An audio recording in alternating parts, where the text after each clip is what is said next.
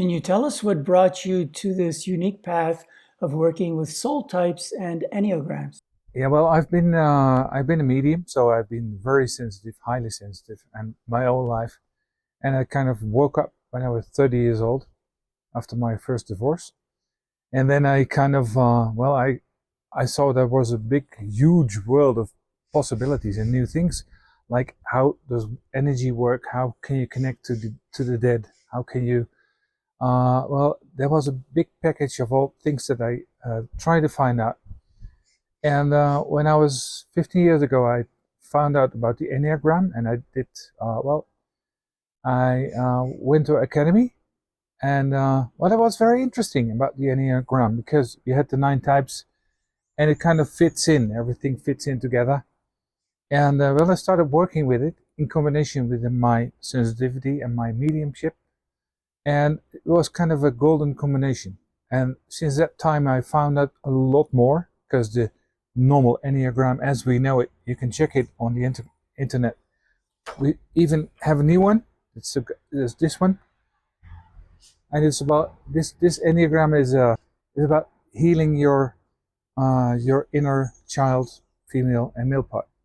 So, and there's way more with that. And the other thing is the new thing we found this last year is about our soul type, because when we come down here to Earth, we all have a mission, and this mission comes with a soul type. So when we go down here, we found a new soul type. We choose a soul type that can help us do the work here on Earth. So all the challenges we're facing and everything that is connected. So it's very, very, very interesting.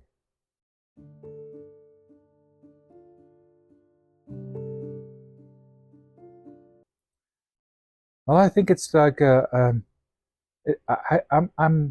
the walk the talk guy. So first thing I do, I test it, I see how it feels, and start doing it. So it's not like everything I'm teaching people, I experience myself.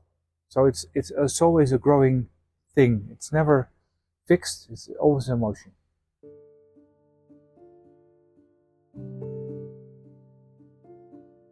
It is about your personality. It's about connected to your ego. So what we do with the whole Enneagram is connected to our who we are as a person. So we have different roles we're playing. You can have a role in work, in family, in companies, everywhere. But the thing is that you have the 9 different kind of Enneatypes, and they're all. So the one is the perfectionist, 2 is the helper, 3 is the winner, 4 is the romantic, 5 is the observer, 6 is the loyalist, 7 is the adventurer, 8 is the boss, 9 is the peacekeeper. And all these 9 types have positive things and they have negative things.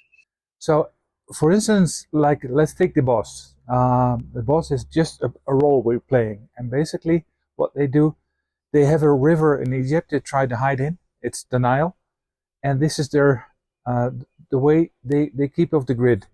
But the positive thing is when 8 has his power, and he's connecting with other people, and he's a great boss, and he's a great chef, and he can make companies work. He's perfect the way he is. But as long as he's negative and still doing the negative thing, he's kind of an interesting guy or female, but not helpful. So we have to see what we are and how we tick from the inside, and turn it around so we can use it for our profit. And all the things in the Enneagram are basically built in the subconscious part, because I will come to that later.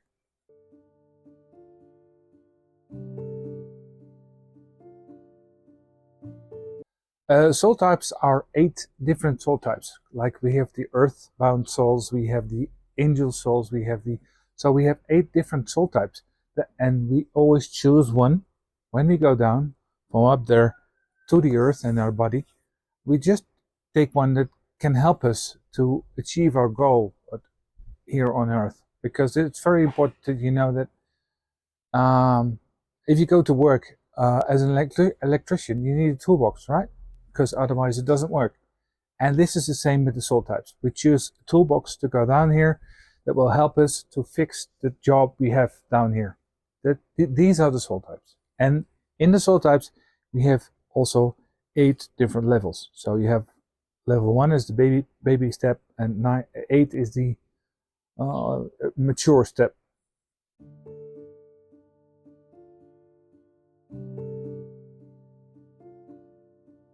Yeah, well, if you look at it this way, you have the soul. The soul is here. Here you have the subconscious part. They're all layers. You have the conscious part, and here you have the body. The soul types, they work in the soul level, so they're basically in control. These are the bosses that control everything that goes down there. Your personality type is something you learn along the way, so it's connected to your past, to your parents, to your upbringing, to everything that makes you as you are, but it's not who you are. The soul types, they're the highest level, and they will tell you how to go and where to go and what you have to do. So they're basically the higher layer.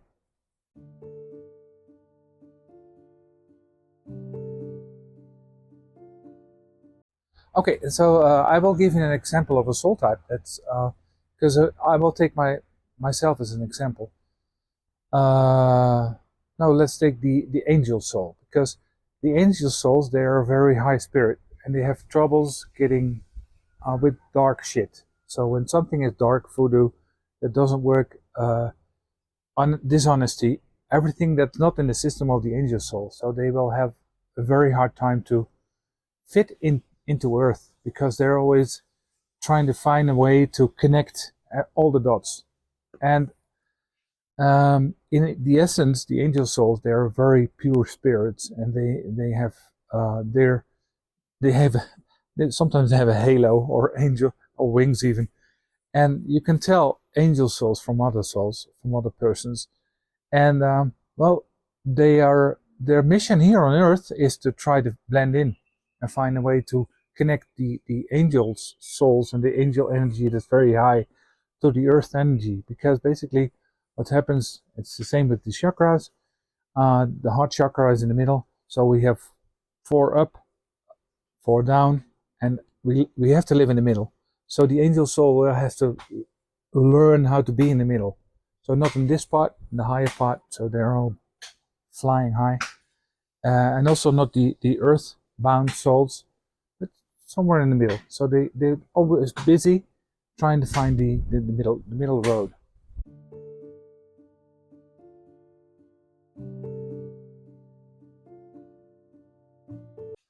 Okay, these 4 layers, as I told you, you have the soul type, the subconscious, the conscious part, and the body. So when something happens in our life and we don't listen to what our soul tells us, some people call it your instinct, or things that happen in your life, and we ignore that totally, and we do just go the other way our whole life, then our soul says something is off, and they will send a message down there. So it goes to the subconscious, and the subconscious will tell you, okay, something has to change, and we're still not listening. Then it goes to the conscious layer, and then in the end it will end up in the body. So we get an disbalance, we get sick, we can get sick, or we can have an accident, or anything can happen, but it's basically a signal from our soul that we're off track. So we have to find a way back to our soul to see what is it I have to do here, what is my mission.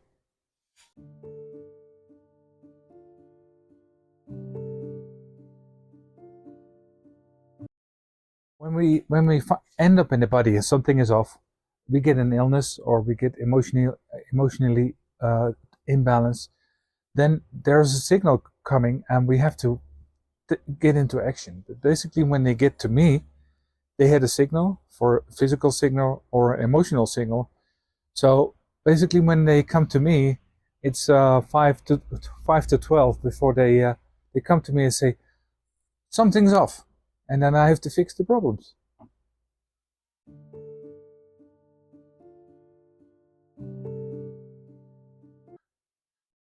Okay, yeah, well, the soul type is basically the master. We have this is the most important part, and the enneagram is very easy to see. So if, for instance, I can ask people 3 questions and I know what enneatype they're in. the role they're playing. So this is really easy to do. But the soul type is way more difficult because it should be all connected. But if there's this disconnection in between the soul types and the Enneagram, well, that might be that. For instance, in my case, I'm very sensitive and I'm highly sensitive.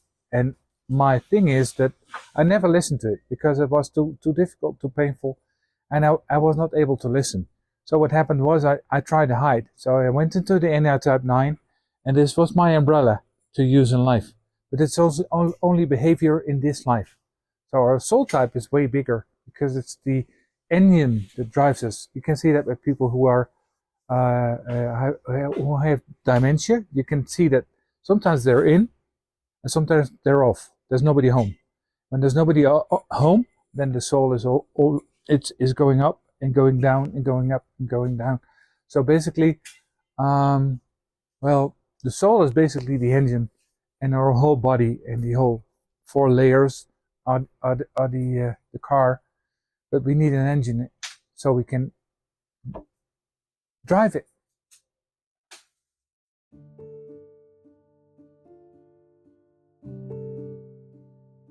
Transformations are very different from depending on the soul type and of course your Enneagram type you're using. And well, the Enneagram Type 1 is basically the most amazing one because she was totally in control. Because the Enneagram Type 1 is the perfectionist. They're trying to do everything perfect, and they have anger as an engine. And they will, well, they will fight the whole world because everything has to be perfect, and it's annoying for themselves. And if they know how to handle that and they can transform it, they can be totally zen in the moment and just ignore the whole doing everything perfect thing.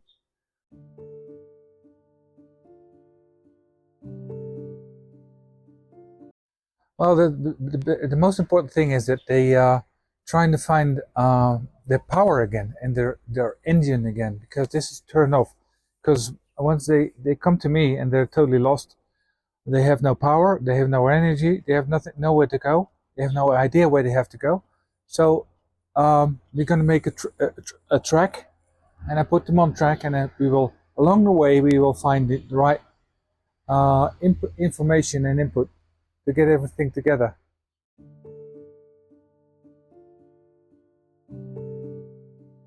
They can go to our website, of course, Miki for you. That's Miki, MAKAY, and then the number 4 u.com, and you can find all the information there. The other thing is that I want to make you curious, and then you can see that things in life are overall kind of really simple to do, to change, to transform. The only thing we have to do is get out of our comfort zone. Comfort zone is basically the biggest enemy of change, right? Because as long as we keep doing the things we do, we keep finding the same things that help us, you're not going to change anything. So get out of your comfort zone, explore, find your answers. And if you're interested, you can just call me and we make an appointment and we can see what your need is, because it's like we're here to help you, and me as well as Meek, and we want to make you curious what it is. In the Kabbalah, they tell you that we can only see 2% of the real world, everything that's happening. So 98% of everything is behind the screen, and I want to have you, not only you, but everyone behind the screen, so we can find what it is that we're missing out on. For anyone wishing to subscribe to the newsletter, it can be found on the contact page of the website, bottom left-hand side. Thanks for watching, and we'll see you soon. Yeah, thank you, Enzo, for the interview.